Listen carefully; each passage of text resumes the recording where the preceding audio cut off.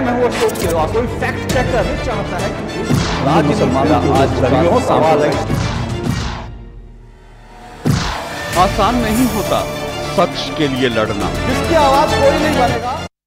हमारे पूर्व मुख्यमंत्री डॉक्टर रमन सिंह जी,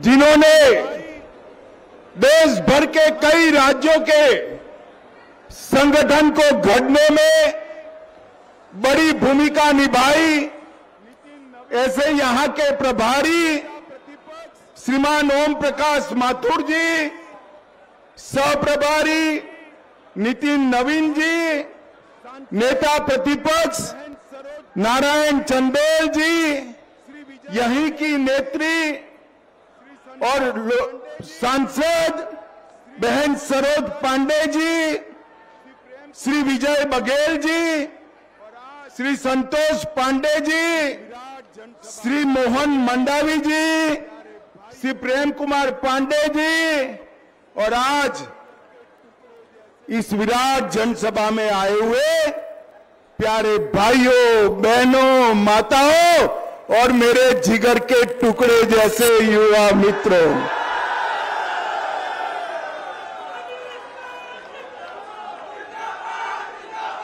आप सभी को अरे हो गया, अब सुनो।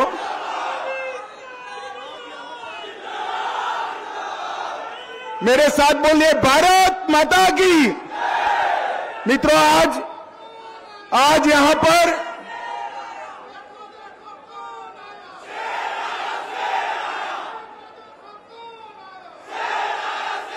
अब बोलने भी दोगे या नहीं बोलने दोगे भाई?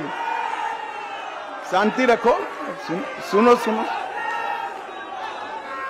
आज यहां पर मोदी जी की सरकार के 9 साल पूरे होने पर जो जनता के धन्यवाद का कार्यक्रम है, इसके तहत आज मैं दुर्ग जिले में स्टील नगरी में आया हूं। भिलाई को लघु भारत का रूप माना जाता है। ये भिलाई में आज एक प्रकार से देश का कोई प्रांत ऐसा नहीं है जहां से लोग यहां पर नहीं बसते हैं। और आज एक प्रकार से भिलाई में जो जनसागर उमड़ा है, मैं मुख्यमंत्री छत्तीसगढ़ को कहना चाहता हूं कि आपके शासन की उल्टी गिनती शुरू हो चुकी है। माताओं, भाइयों, बहनों, मैं छत्तीसगढ़ में आया हूं। ये प्रभु श्री राम का नैनीहाल है पहले, और प्रभु श्री राम के गमन का रास्ता भी यहां पर है। मैं सबसे पहले मर्यादा पुरुषोत्तम प्रभु श्री राम को प्रणाम कर मेरी बात की शुरुआत करना चाहता हूं। भाइयों, बहनों, 2014 में छत्तीसगढ़ ने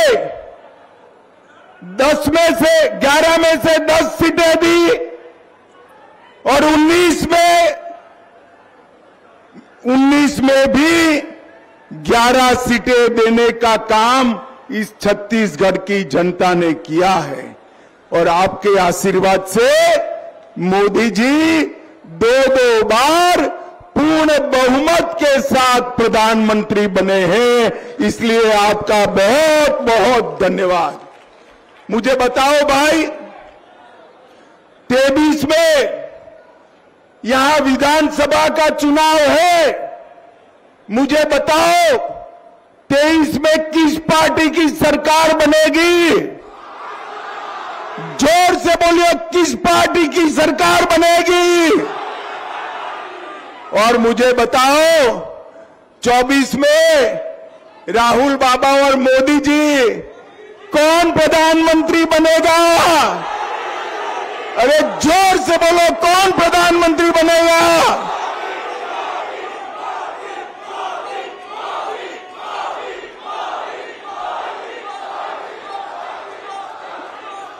मेरे साथ बोलो, भारत माता की। की।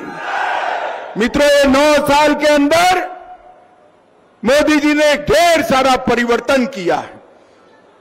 ये सोनिया मनमोहन की सरकार 10 साल चली, घपले, घोटाले, भ्रष्टाचार, ढेर सारे सरकार ने किया था। घोटाले बाहर आए। 9 साल हो गए। 12 लाख करोड़ का हमारे भ्रष्टाचार एक कांग्रेस की सरकार ने किया था। 9 साल हो गए मोदी जी को, हमारे सामने विपक्ष भी भ्रष्टाचार का आरोप नहीं लगा सकता। मोदी जी ने पारदर्शी सरकार चलाई। घटनाएं होती थी। जब ये लोग शासन करते थे, आए दिन मालिया जमालिया देश में आतंकवादी घटनाएं होती थी। जवानों के सर काट कर पाकिस्तान से और मनमोहन आलिया, मालिया, जमालिया घुस जाते थे और हमारे जवानों के सर काट कर ले जाते थे। पाकिस्तान को आदर और मनमोहन सरकार उफ नहीं करती थी। मोदी जी की सरकार आई, पाकिस्तान को आदत लग गई थी। उन्होंने फिर से कश्मीर में हिमाकत की, पुरी और पुलवामा और उरी में हमला किया, मगर वो भूल गए कि अब मनमोहन सरकार नहीं है, नरेंद्र मोदी सरकार है, भारतीय जनता पार्टी की सरकार है। 10 ही दिन में 10 ही दिन में 10 ही दिन में मोदी जी ने सर्जिकल स्ट्राइक और एयर स्ट्राइक कर पाकिस्तान के घर में घुसकर आतंकवादियों का सफाया करने का काम मोदी जी ने किया। माताओं, भाइयों, बहनों, मुझे सभी लोग बताओ, ये कश्मीर है जो हमारा है या नहीं है? अरे जोर से अंत तक बोलो, है या नहीं है? धारा 370 हटनी चाहिए थी या नहीं हटनी चाहिए थी? कांग्रेस वालों ने 70 साल से अपनी गोदी में धारा 370 जैसे बच्चा बिठाया हो, इसको सहला सहला कर संभाला था। मोदी जी को छत्तीसगढ़ की जनता ने दूसरी बार प्रधानमंत्री बनाया। 5 अगस्त 2019 को मोदी जी ने धारा 370 को समाप्त कर दिया। और जब धारा 370 हटी, ये कांग्रेस पार्टी वाले राहुल बाबा के नेतृत्व में सारे के सारे कहते थे, मत हटाओ, मत हटाओ। मैं ही बिल लेकर गया था। मैंने कहा क्यों न हटाए भाई? तो उन्होंने कहा कश्मीर में खून की नदियां बह जाएगी। राहुल बाबा, धारा 370 हट गई, खून की नदियां छोड़िए, कंकर चलाने की किसी की हिम्मत नहीं हुई है। कंकर चलाने मोदी जी ने ये 9 साल के अंदर देश को सुरक्षित करने का काम किया है। नरेंद्र मोदी जी के 9 साल भारत गौरव के 9 साल हैं। मोदी जी के 9 साल गरीब कल्याण के 9 साल हैं और मोदी जी के 9 साल भारत उत्कर्ष के 9 साल हैं। इस 9 साल में गरीब कल्याण के लिए मोदी जी ने ढेर सारे काम किए। हर गरीब के घर में गैस का सिलेंडर, हर गरीब के घर में नल से जल, हर गरीब के घर में शौचालय, हर गरीब के घर में बिजली, हर गरीब को घर, हर गरीब को 5 लाख तक की सभी सुविधाएं और स्वास्थ्य की ऑपरेशन तक की सुविधाएं और हर गरीब को 5 किलो अनाज मुफ्त में देने का काम नरेंद्र मोदी जी ने किया है। मुझे बताओ दुर्ग वालों, आप सभी का कोरोना का दोनों टीका लगा है या नहीं लगा है? अरे ऐसे नहीं, हाथ ऊपर कर कर बताओ लगा है ना? किसी को 25 पैसा भी देना पड़ा है क्या? मोदी जी ने 130 करोड़ की आबादी को कोरोना का दोनों टीका लगाकर कोरोना से सुरक्षित करने का काम नरेंद्र मोदी जी ने किया है। मित्रों, नरेंद्र मोदी जी ने किया है। मित्रों, ये राम का नैनियाल है। मुझे बताओ, प्रभु श्री राम का मंदिर कश्मीर में, अरे अयोध्या में बनना चाहिए या नहीं बनना चाहिए? अरे जोर से बोलो, बनना चाहिए या नहीं बनना चाहिए? 70 साल से बाबर ने जब से तोड़ा, एक कांग्रेस राम मंदिर को लटका रही थी, भटका रही थी, अटका रही थी। मोदी जी ने एक दिन सुबह जाकर राम मंदिर का भूमि पूजन कर दिया। और युवाओं, टिकट तैयार रखना, जनवरी में राम मंदिर का अंदर राम लल्ला के दर्शन होने वाले हैं। 70 साल तक अपनी वोट बैंक संभालने के लिए प्रभु श्री राम का अन्याय करने का काम एक कांग्रेस सरकार ने किया है। और नरेंद्र मोदी जी ने प्रभु श्री राम को सम्मान के साथ उसी स्थान पर जहां प्रभु श्री राम का जन्म हुआ था, वहां भव्य मंदिर स्थापित कर कर सम्मान के साथ बिठाने का काम नरेंद्र मोदी जी ने किया है। मोदी जी के नेतृत्व में भारत 11वें नंबर से 5वें नंबर की अर्थव्यवस्था बना। अभी G7 में मोदी जी गए थे, आज भी अमेरिका में उनके कार्यक्रम चल ही रहे हैं। G7 में ढेर सारे देश के राष्ट्राध्यक्ष कोई अपॉइंटमेंट मांगता है, कोई ऑटोग्राफ लेता है, और अफ्रीका में तो किसी ने मोदी जी के पैर भी छू लिए। और जहां जहां गए मोदी मोदी मोदी मोदी मोदी मोदी के नारे लगते हैं। ये मोदी मोदी के जो नारे लगते हैं ना, वो नरेंद्र मोदी जी के लिए नहीं लगते हैं, भारतीय जनता पार्टी के लिए नहीं लगते हैं। ये मोदी मोदी के नारे छत्तीसगढ़ वालों आपके सम्मान में और देश की 130 करोड़ की जनता के सम्मान में लगते हैं। मोदी जी ने देश का सम्मान दुनिया के सामने बढ़ाया है। मित्रों, मैं छत्तीसगढ़ की भी बात करना चाहता हूं। कांग्रेस का शासन था, वामपंथी उग्रवाद चरम सीमा पर था। आज मोदी जी के शासन में हमने वामपंथी उग्रवाद पर एक बस्तर का थोड़ा क्षेत्र छोड़कर कुल मिलाकर कंट्रोल लेने का काम किया है।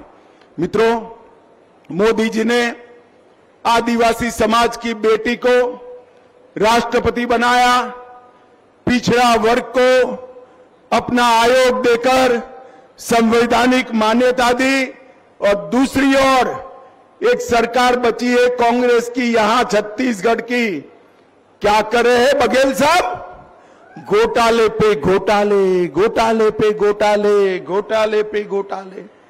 और एक बघेल सरकार, घोटाले की बात बाद में करता हूं भाई, ये बघेल सरकार वादा खिलाफी करने वाली सरकार है। उन्होंने शराबबंदी की घोषणा की थी, शराब की होम डिलीवरी चालू कर दी। युवाओं, आपको 10 लाख नौकरी देने का वादा किया था, मिला है भैया किसी को? अरे मिला है क्या? बेरोजगारी भत्ता 2500 रुपया देना था, मिला है? जोर से बोलो, मिला है? स्व सहायता जूथों का कर्ज माफ करना था, नहीं किया। रेडी टू ईट बनाने वाली 22,000 बहनों की नौकरी चली गई। बुजुर्ग माताओं को वृद्धा पेंशन अब नहीं पहुंच रहा है समय पर, और प्रदेश में 1.5 लाख करोड़ का कर्जा भी कर दिया है। इसके साथ साथ हमारे चावल वाले बाबा रमन सिंह जी जब मुख्यमंत्री थे, तेंदुपत्ता का रेट और पैसा दोनों मिल जाता था।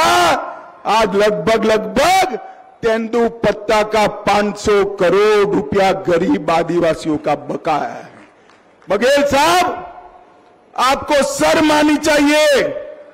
आपने इतने वादा खिलाफी की है कि छत्तीसगढ़ की जनता चुनाव का ही राह देख रही है। चुनाव आते ही आपकी कुर्सी पलटना तय है।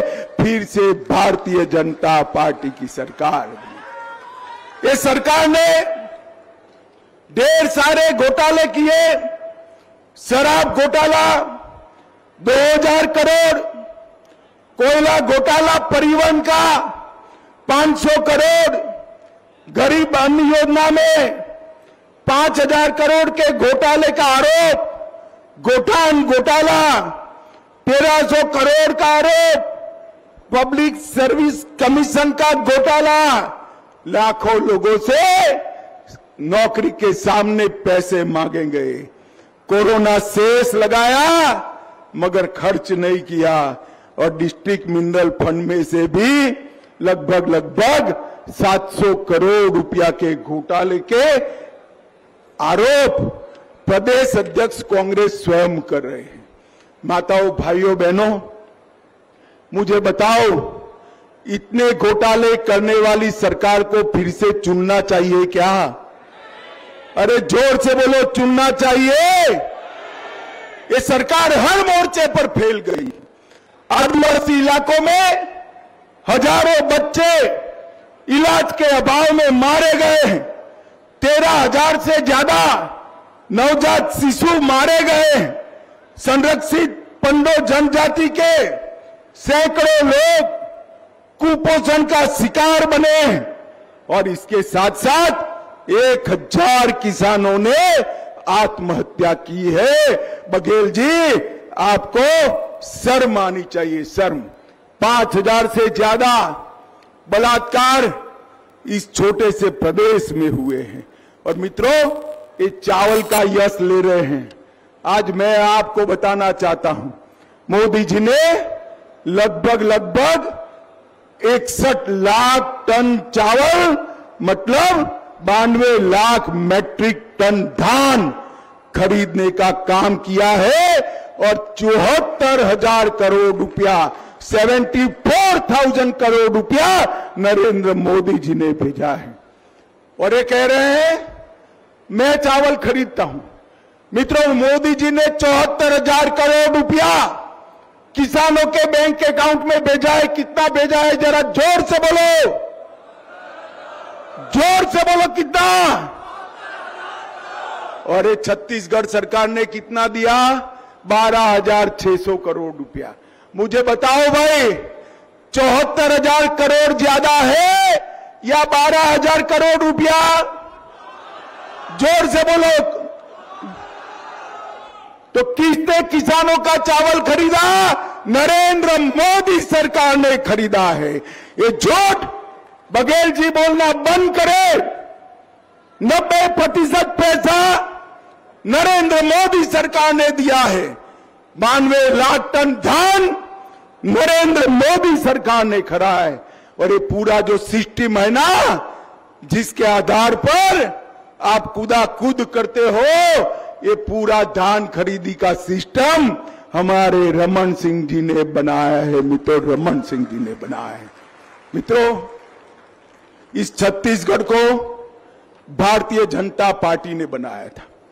अटल जी की सरकार थी, तब छत्तीसगढ़ बनाया गया, और फिर छत्तीसगढ़ को बीमारू राज्य से अच्छे राज्य में बदलने का काम भी 15 साल तक हमारे रमन सिंह जी ने किया है। और आगे पर भी छत्तीसगढ़ को हम आगे बढ़ाएंगे। मित्रों, कांग्रेस वाले बहुत ढोल पीटते हैं। मैं आज मुख्यमंत्री से पूछने आया हूं, 10 साल तक आपकी सरकार थी, सोनिया मनमोहन की सरकार थी केंद्र में, 10 साल तक कितना रुपया भेजा? सिर्फ 74,000 करोड़ रुपया यूपीए सरकार ने भेजा और 74,000 करोड़ रुपया की जगह नरेंद्र मोदी जी ने लगभग 3 लाख करोड़ रुपया 9 साल में भेजा है, 9 साल में। और ये सारा पैसा आज बघेल सरकार भ्रष्टाचार की भेंट बनाई है। नरेंद्र मोदी सरकार ने 38 लाख किसानों को 6,000 रुपया प्रति साल दिया। जल जीवन मिशन में 24 लाख माताओं को पानी का कनेक्शन दिया। 1.8 करोड़ लाभार्थियों को 5 लाख तक का पूरा स्वास्थ्य का खर्चा फ्री ऑफ कॉस्ट मुक्त कर दिया। और इसके साथ साथ 38 लाख बहनों को शौचालय बना कर दिया। 52 लाख परिवारों को मुफ्त में 5 किलो अनाज हर महीना भेज रहे हैं। 6 लाख माताओं को गैस का कनेक्शन दिया। और इसके साथ साथ आईआईटी भिलाई में देने का काम भी नरेंद्र मोदी सरकार ने किया। जहां तक दुर्ग की बात है, 30 से अधिक पीएम जन औषधि केंद्र, सस्ती दवाइयों की दुकानें खोली, 30,000 से ज्यादा लोगों को घर दिया, 2 लाख से ज्यादा लोगों को जल जीवन मिशन का कनेक्शन दिया और 90,000 माताओं को गैस का सिलेंडर दिया। माताओं, भाइयों, बहनों, ये कांग्रेस पार्टी पूरा जोर लगा रही है राहुल बाबा को प्रधानमंत्री बनाने के लिए। मैं देश भर में, पूरे देश भर में दौरा कर रहा हूं। ये 17वां राज्य है मेरा। जहां जहां जाता हूं मैं हर जगह पूछता हूं कि अगला प्रधानमंत्री कौन बनेगा। आपको भी पूछूंगा, जरा मीडिया से देश सुने ऐसे बताना। भैया बताओ, 2024 में इस देश का प्रधानमंत्री कौन बनेगा? जरा जोर से बोलो, कौन बनेगा? जरा जोर से बोलो, कौन बनेगा? 2023 में छत्तीसगढ़ में किसकी सरकार बनेगी? जोर से बोलो, किसकी सरकार बनेगी? छत्तीसगढ़ में पूर्ण बहुमत की सरकार बनाओगे?